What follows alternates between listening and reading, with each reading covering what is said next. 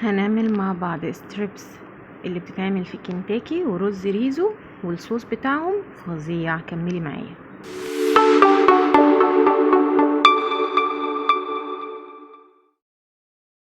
نيجي بقى في طبق فاضي كده ونحط نص كوبايه لبن وفلفل اسود وتوم باودر وبصل باودر وبابريكا ومعلقه شطه صغيره ورشه عسل ابيض، عسل نحل. تمام، ونقلب الكلام ده كويس جدا، وطبعا ما تنسيش الملح. وبعد كده بجيب بقى صدور الفراخ اقطعها بالطريقه دي، طريقه الستريبس، بس ما تبقاش رفيعه قوي عشان ما تنشفش مني، واسيبها مع التتبيله دي في التلاجة لمده ساعه، ممكن تسيبيها اكتر من كده.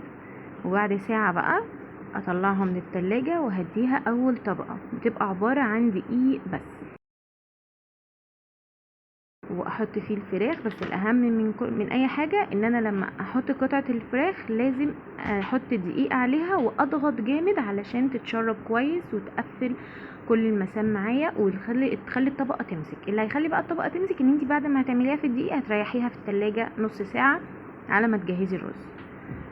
نيجي بقى نعمل الرز بمعلقتين زبده تسيح بس كويس، وانزل عليها ببصلايه مفرومه ناعم، واسيبها لحد ما تدبل.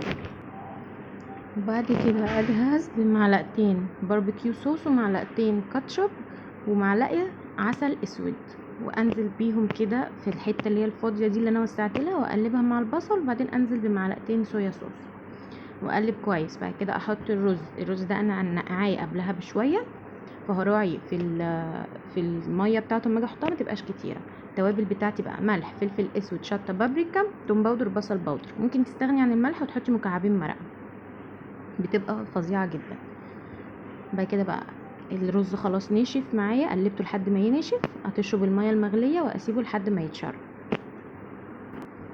الوجبه دي لما بنجيبها في المطعم اكيد بنحب جنبها البطاطس، باكت البطاطس. فاحنا هنا هنعمل شويه بطاطس كده نحمرهم بسرعه، وبعدين نروح نجهز باقي الستريبس علشان نقليها بعد البطاطس.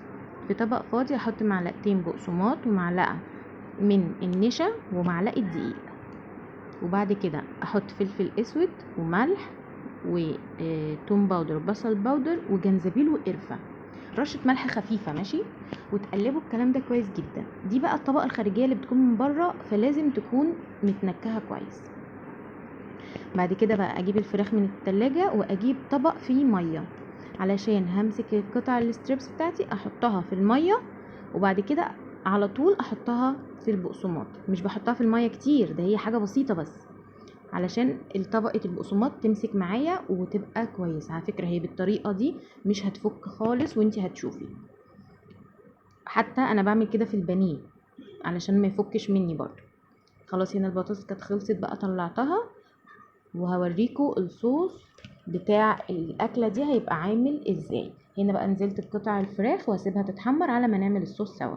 في طبق فاضي نحط معلقتين صويا صوص ومعلقتين من الكاتشب ومعلقه من الباربيكيو صوص، ونحط بقى شطه وبابريكا وفلفل اسود، توم باودر، بصل باودر، ورشه ملح وعسل نحل ابيض. ممكن تحطي عسل اسود لو انت عايزه، بس هو الابيض كان افضل يعني، وكان طعمه جميل جدا. نقلب بقى الكلام ده كويس. بصي بقى الصوص تقيل معايا ازاي، هو ده الصوص بتاع الريزو.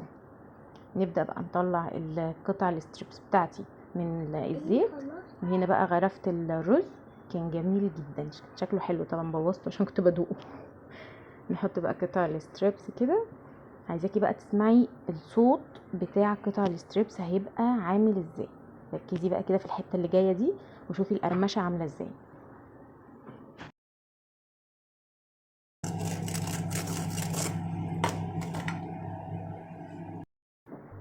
والله يعني هي القرمشه صدعتني انا شخصيا، بس بصراحه كان طعمه جميل جدا.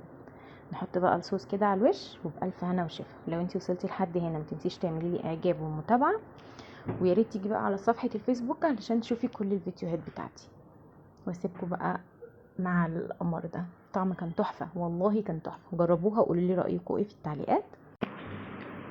عايزه اقولك لو عملتيها في البيت عيالك مش هيروحوا كنتاكي تاني. احنا هنقطع المطاعم يا جماعه. اشوفكم على خير في فيديو جديد.